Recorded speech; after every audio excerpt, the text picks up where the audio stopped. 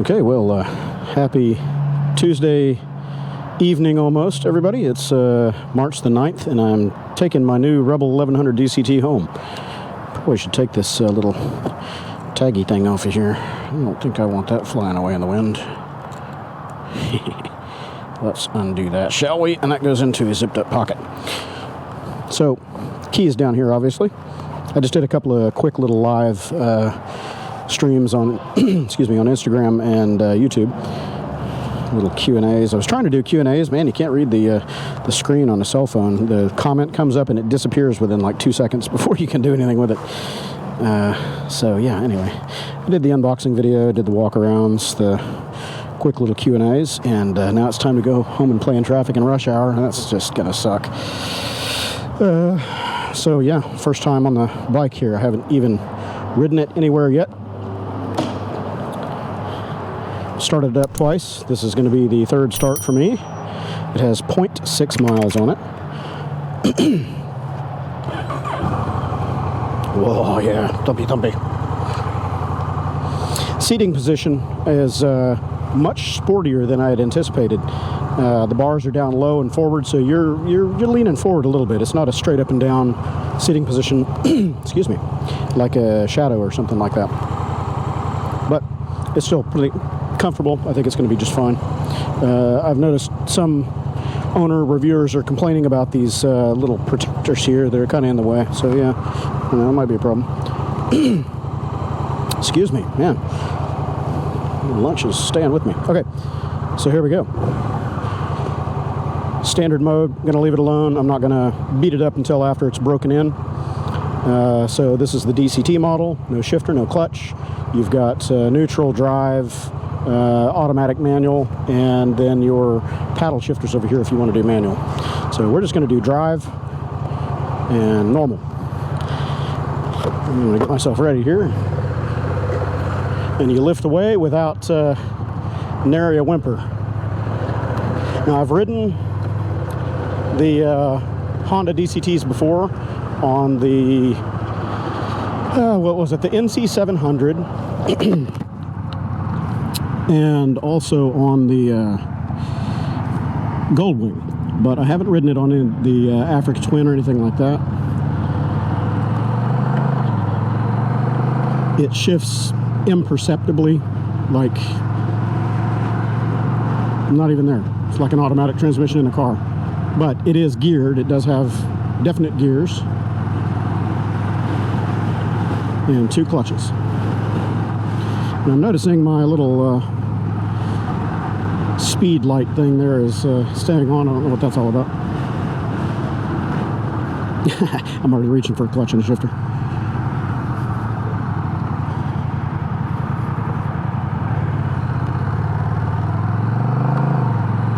If that doesn't go out, I'll just kill the bike and restart it. Normally that little speed indicator light will go away once you've started rolling a little bit. I apologize for my voice. I got a frog in my throat. Ah!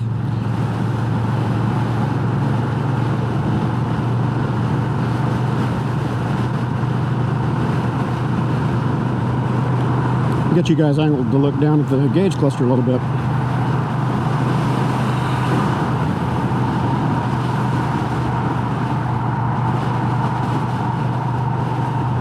Sitting position is pretty comfortable. I don't really have any complaints. Feels like the saddle's going to do okay. I may end up putting some bar risers on it that are laid back a little bit to give me some more reach further back, because it's hunched forward quite a bit.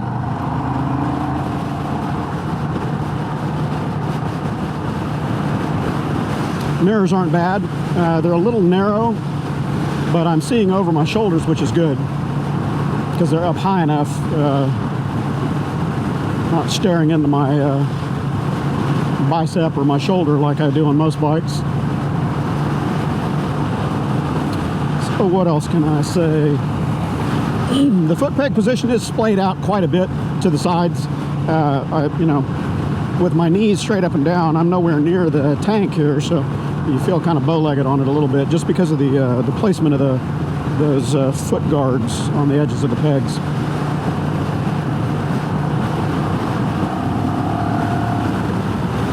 Torque is good.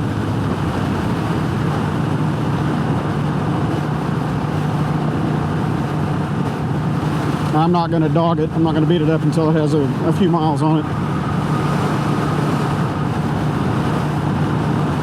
So cruising along, 6th gear at 61 miles an hour, 62. We're doing just a little under 4,000 RPM. Motor feels really relaxed. It is vibey. You can feel the vibration in the handlebars and the foot pegs, but it's not intrusive. I mean, it's got a very V-twin-ish feel to it.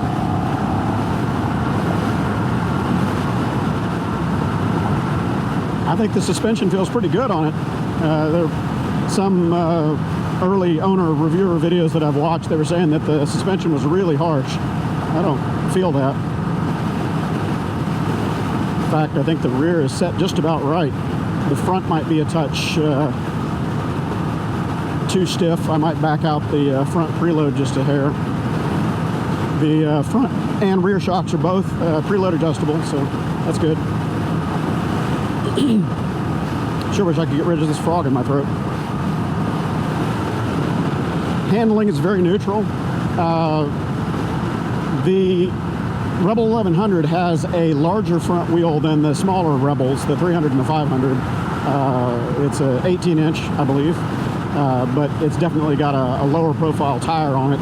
So the front of it feels a lot more like a traditional motorcycle and not a cruiser. That's never really been a favorite of mine, you know, big balloony tires on the front, because they handle so squirmy, you know, they're just not, they don't carve well. They feel kind of floaty. This one is feeling pretty good.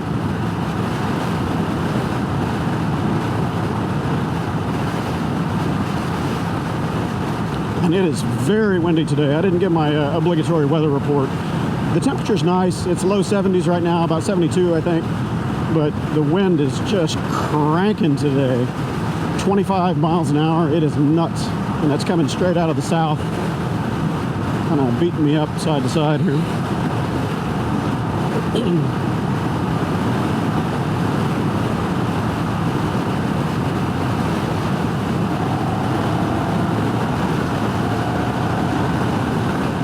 Roll-on's really good. It didn't even shift down to 5th that time. Yeah, with a little stubby windscreen on here, this thing will be a nice long-distance cruiser, I think.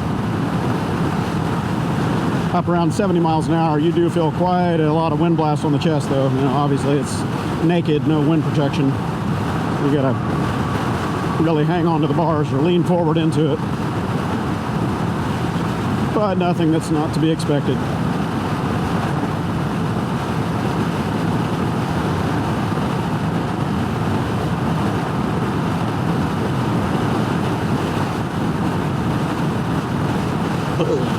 Now that bump was a little sharp on the rear.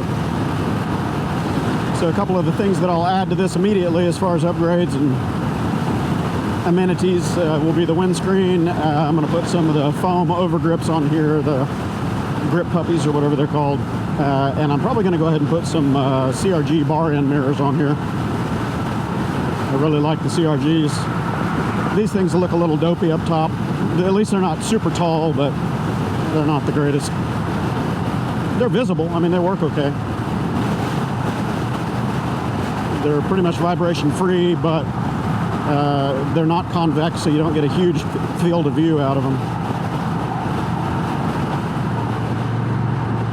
And welcome to Houston rush hour on I-10. Unfortunately, I'm going to be sitting in this crap for the next hour and a half. 4:30, 5 o'clock rush hour.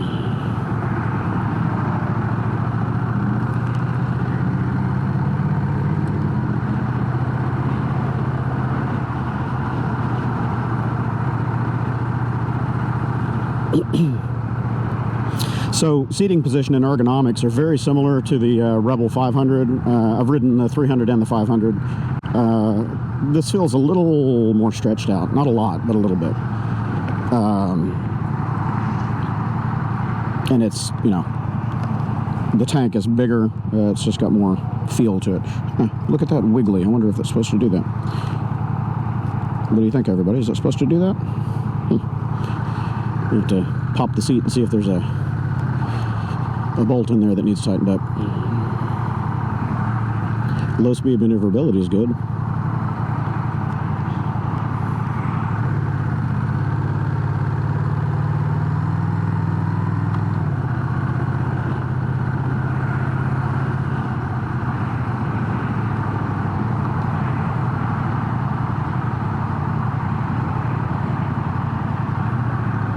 Low speed maneuverability is good as long as the wind's not trying to push me over. Yeah, I was hoping to get this done earlier in the day and not have to deal with rush hour traffic on the way back, but oh well. I guess it helps me vary the engine RPM up and down, eh?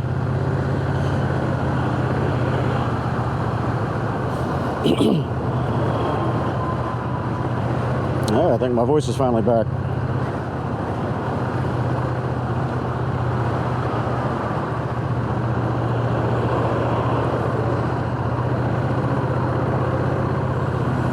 Oh yeah, so more creature comforts and upgrades on this. Obviously, I'm going to put the, I don't know if I'm going to do the rear passenger seat and pegs, because my wife rarely ever rides with me, and I just don't ride two up. But if I don't do the passenger seat, I will definitely do the rack that goes on the back fender, so I can haul my touring and camping goods with me. And then,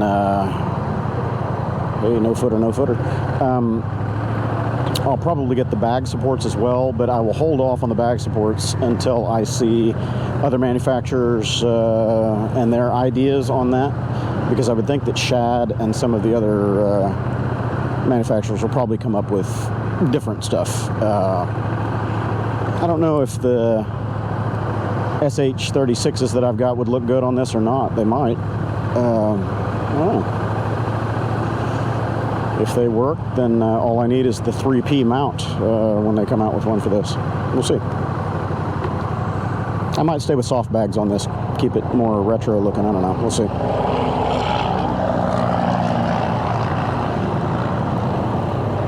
I think I'm going to need out of this lane because this is going to be a mess.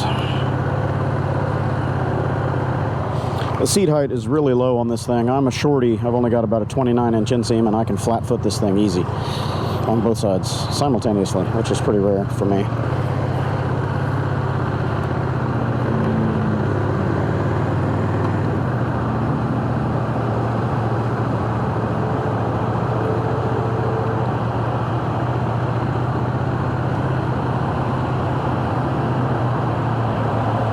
Look at this aggressive a-hole. Where are you going, man? Everybody stop. What's the hurry?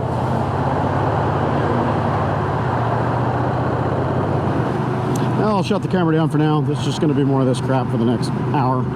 I'll check in a couple times on the way home, and then when I arrive, I'll do another little quick walk around. Alright, well, just checking in from the road. I'm about 2/3 of the way, 3/4 of the way back to my house out in Katy. And it's, I don't know what time it is, probably 5:30-ish, something like that. Traffic is crap as usual. I figured out what my little warning lamp here is. It's the cruise control. Cruise control engaged but not engaged, like main power on but not engaged. It's a funny icon, I guess. Bright yellow, like a warning, I guess, not really an error.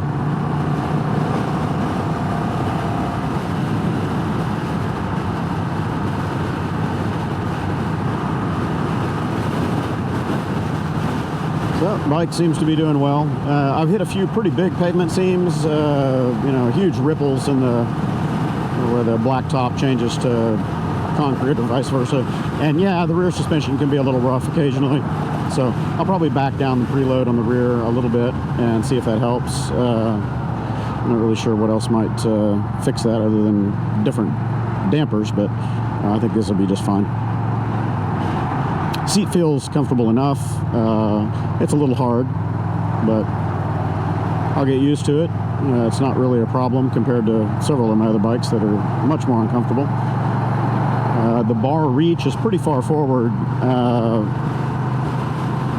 I think I'm actually feeling more hunched over on this than I do on my CB500. What is this jack-off doing? On my CB500F, which is a naked bike, it seems to be less hunched over than this. It could just be my impression. What is this jack-off doing? Just driving like a complete shite for nothing.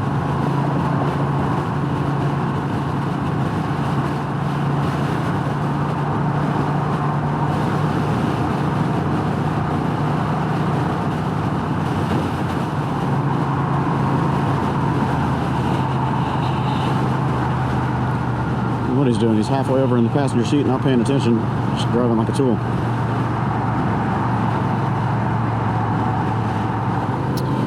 Okay, checking in from the road again. I'm just about home, out to my neighborhood at least. Oh, come on over, dude. So yeah, just finally out here in my neck of the woods. Got off the highway, gonna do the surface streets from here out, because that is a parking lot.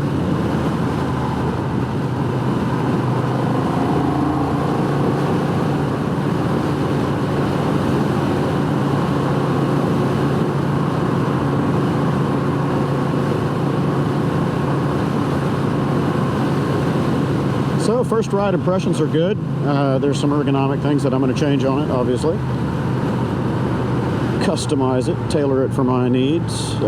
First it's going to be a stubby windscreen. Yeah, that's definitely needed for any of the highway cruising and long distance stuff that I do. What else? I'm going to put those grip puppies on here, give a little more girth, and isolate against the handlebar vibration a little bit.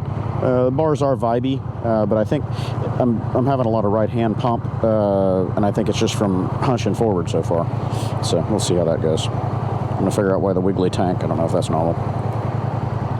What else? Definitely the mirrors and some way to haul stuff on the back fender instead of on my back in a backpack. Beyond that, yeah, it's a great bike. Plenty of power. I haven't really squeezed it, wrung it out yet. I've given it a couple, maybe 3/4 throttle blasts, just short ones, but nothing that's sustained because I'm trying to take care of the motor. I've got 51 miles on the clicker right now, so my trip home wasn't quite as long as it was on the Trail Cub because I didn't take the back roads, I just took the highway straight in. So it'll be about 60 miles, I guess, once this is all said and done today.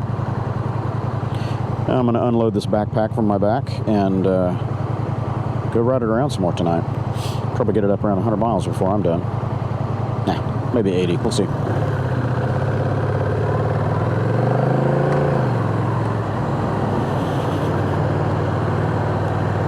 Cornering clearance is really good on it, and it tracks a line very, very well. I was thinking, you know, most cruisers have that kind of wishy-washy feel in the corners, but this thing, you lay it over and it tracks the line just fine. It doesn't really get upset by bumps or, you know, little tuning in the line or anything. It just stays right where you put it. It's pretty good.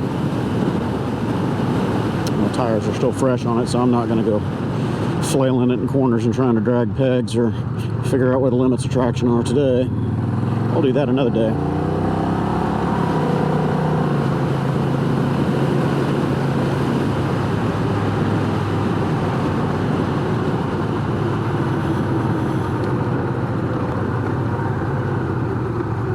I finally stopped reaching for the clutch. First 10 stops or so I kept, oh, well, yeah, it's not there.